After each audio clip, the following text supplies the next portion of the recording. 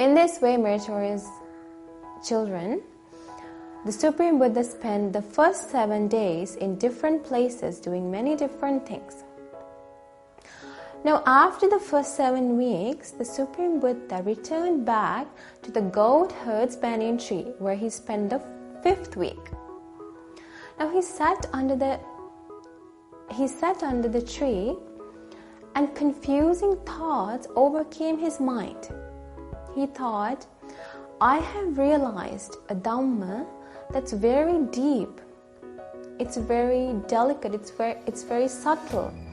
It's not easily understood by beings, because in the ordinary world, these beings find pleasure by looking at beautiful things. They find pleasure by hearing beautiful sounds.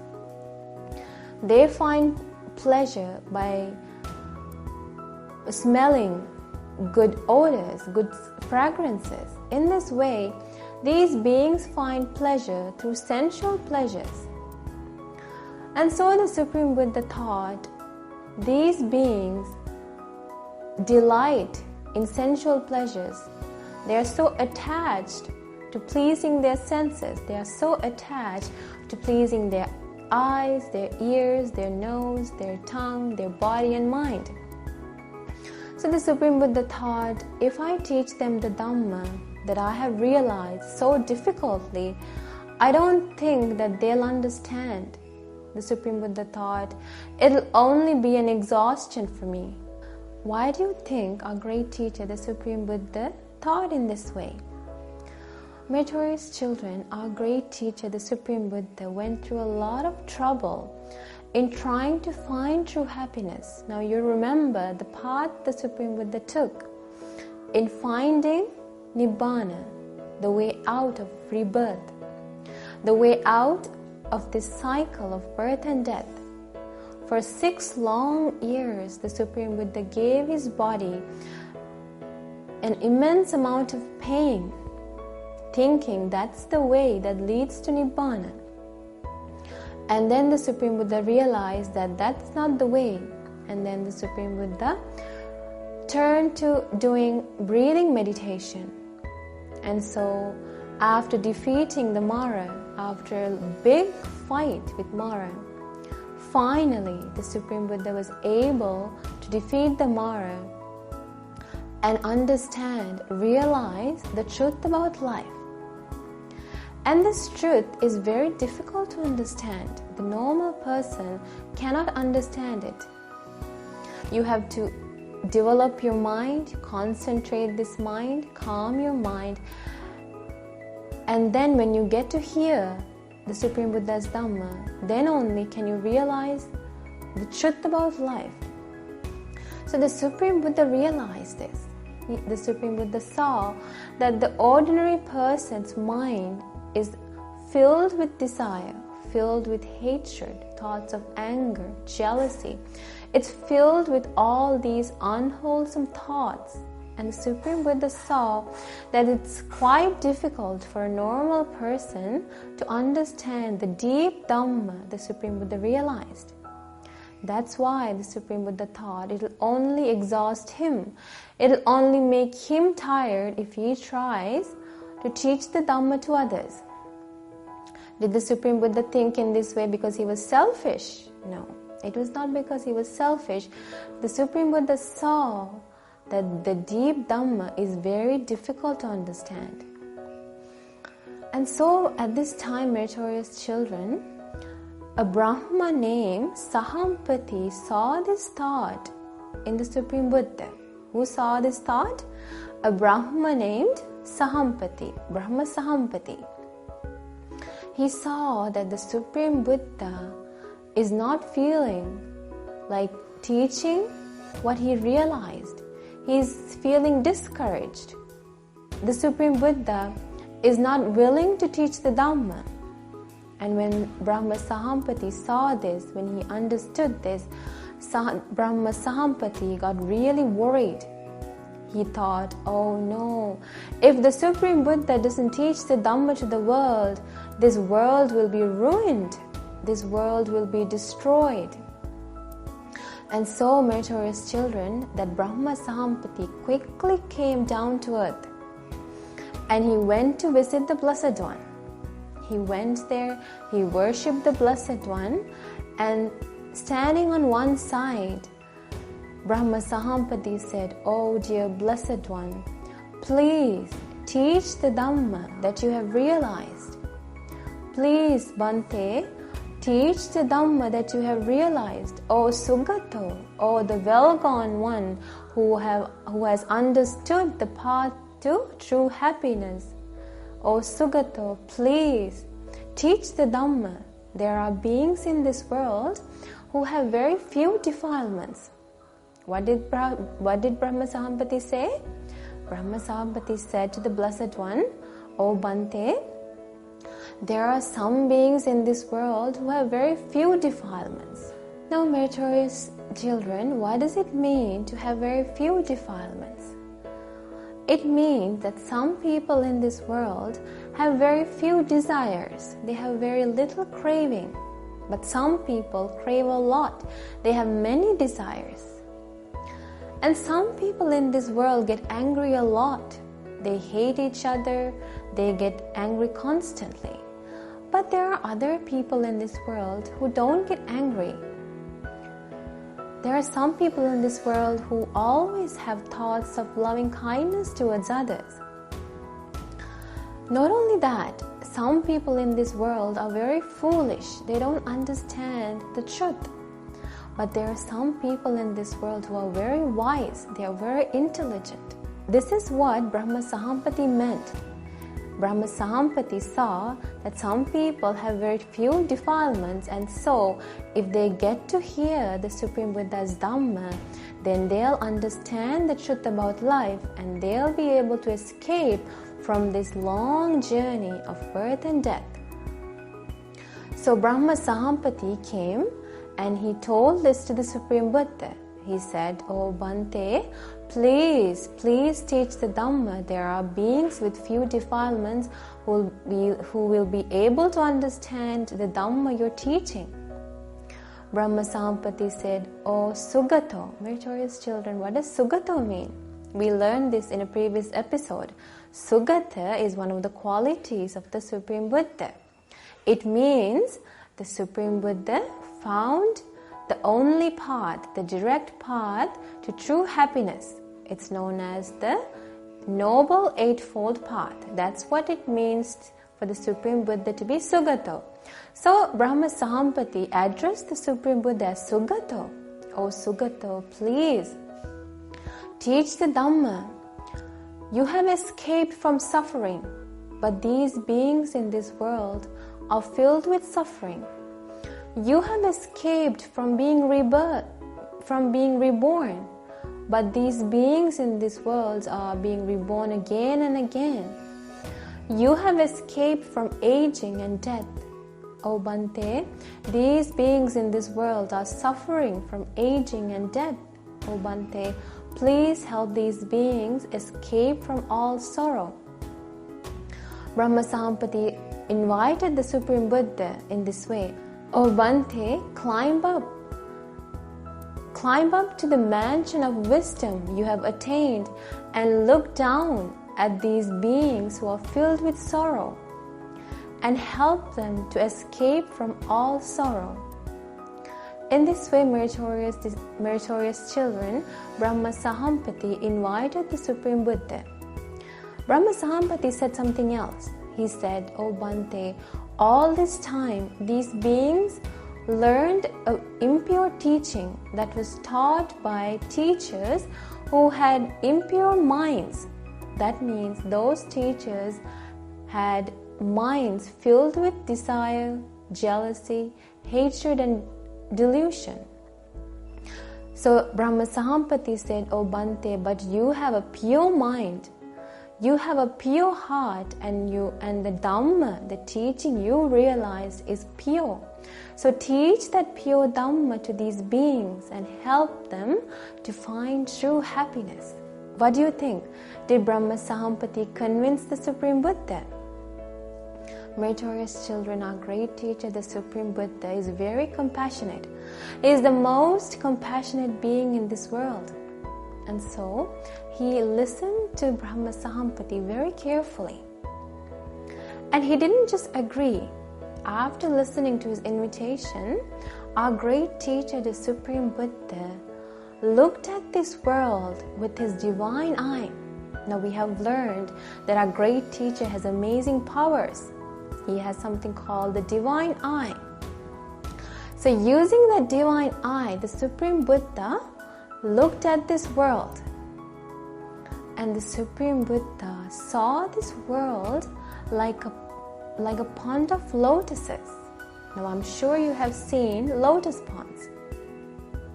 The Supreme Buddha saw that in a lotus pond there are some lotuses that are underneath the water.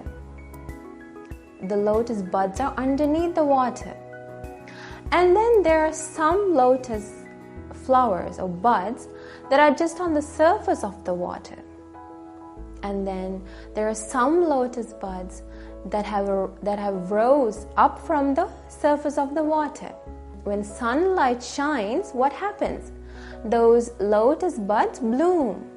So just like that, the Supreme Buddha saw, it's true.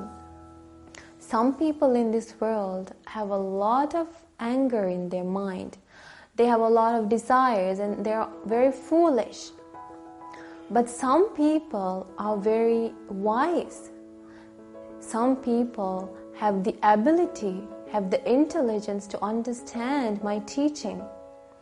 And so if they hear the Dhamma, just like sunlight shining on lotus buds that have arisen up from the water surface, those people will be able to hear the Dhamma and realize the Dhamma and escape from this long journey of samsara. So the Supreme Buddha realized through his own knowledge that beings in this world have the potential, have the ability to understand the Dhamma. The Supreme Buddha saw, but if they don't get to hear the Dhamma, they'll be destroyed, they'll be ruined, they'll continue to suffer in this long journey of birth and death. And so, meritorious children, at that time, the Supreme Buddha said to Brahma Sahampati, "O Brahma Sahampati, I did not teach the Dhamma because I thought teaching the Dhamma would only exhaust me. It would only make me tired. But now I have realized that if I teach the Dhamma, these beings will realize the Dhamma. So I opened the door to Nibbana." What did the Supreme Buddha say? The Supreme Buddha said, "I opened the door to Nibbana, the door to true happiness. So may beings with ears listen with a pleasant mind." What did the Supreme Buddha say? The Supreme Buddha said, "Now I am opening the door to true happiness. So may those beings with ears listen with what? Listen with a pleasant mind." Only when you listen with a pleasant mind can you understand the Dhamma. That's why the Supreme Buddha said to listen with a pleasant mind. So at that time, meritorious children, our great teacher, the Supreme Buddha, determined that he will teach the Dhamma to this world. Meritorious children, imagine our great teacher, the Supreme Buddha, decided not to teach the Dhamma. What would happen to us? We wouldn't know what's right from wrong. We wouldn't even know that we've been traveling in something called a samsara. We wouldn't know that. We wouldn't know that we've been reborn in bad worlds like the hell world, the ghost world, the animal world. We wouldn't know any of this. It was because our great teacher, the Supreme Buddha, taught us this, that we know today that we are traveling a long journey of birth and death, where we have to go through a lot of sorrow and grief and unhappiness. So, meritorious children, when the Supreme Buddha decided to teach the Dhamma, Brahma Sahampati was very happy. He was very happy and satisfied that he invited the Supreme Buddha to teach the Dhamma. So he was joyous. He was very happy. He worshipped the Supreme Buddha, went around the Supreme Buddha once towards his right hand side, and then he disappeared back to the Brahma world. Meritorious children, so after deciding to teach the Dhamma to this world, the Supreme Buddha wondered, who am I going to teach the Dhamma first? The Supreme Buddha thought, I have realized the solution to this problem of birth and death. So who else was looking for the solution for this problem of birth and death? And he quickly remembered someone. Who do you think the Supreme Buddha remembered first?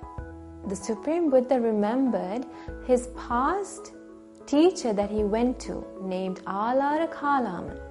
Who did he remember? He remembered Alara Kalama. Now remember, meritorious children, you must remember who Alara Kalama is, because we learned it in a previous episode. What's special about Alara Kalama? Yes, after the Bodhisattva renounced the household life, remember he went in search of a teacher who would teach him the path to true happiness. And Alara Kalama was the first teacher he went to, looking to find true happiness. But was he able to find what he was looking for with the teaching of Alara Kalama? No, he wasn't.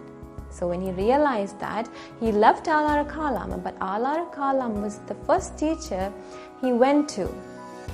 So the Supreme Buddha thought, Alara Kalama is very intelligent, he's very smart, he has wisdom, he has very few defilements in his mind, he doesn't get angry a lot, he has very few desires, he's not foolish, he's very wise. So the Supreme Buddha thought, then Alara Kalama is the Supreme Buddha thought, if I teach this Dhamma, then Alara Kalama will be able to understand it.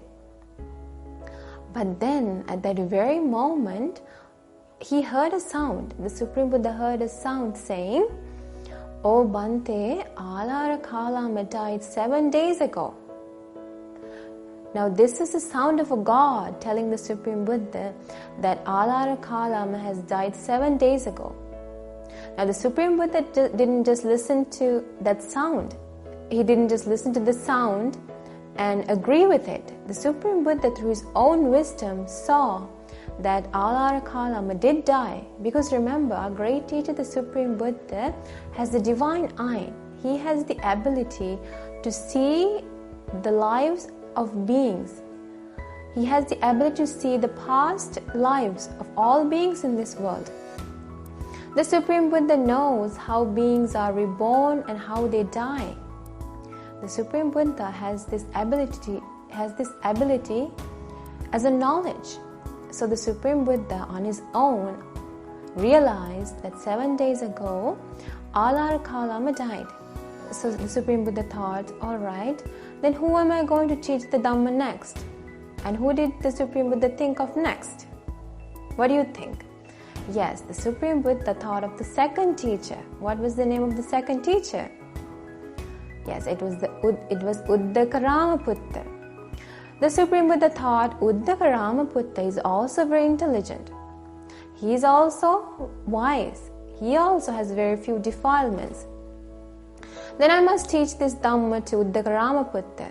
But then at that very moment, the Supreme Buddha realized Uddakaramaputra has also died the previous night. So now those teachers that the Supreme Buddha wanted to teach the Dhamma to, both of them have died. Now the Supreme Buddha wondered, alright, then who am I going to teach the Dhamma to next? In this way, the Supreme Buddha thought of another group of people to teach the Dhamma to. Now, meritorious children, in the next episode, we'll find out who those people are that the Supreme Buddha thought of next.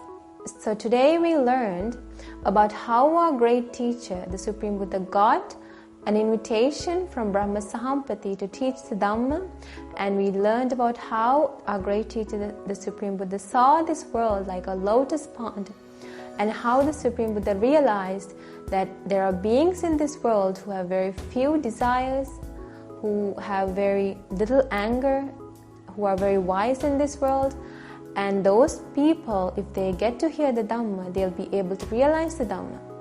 So as a result, the Supreme Buddha decided to teach the Dhamma. So in the next episode, meritorious children, will continue to learn about what happened next. So until then, I want you to try to remember what we learned today, and I bless you. May you have the opportunity to realize the Supreme Buddha's Dhamma in this Gautama Buddha's dispensation. Sadhu, sadhu, sadhu. Namo Buddhaya.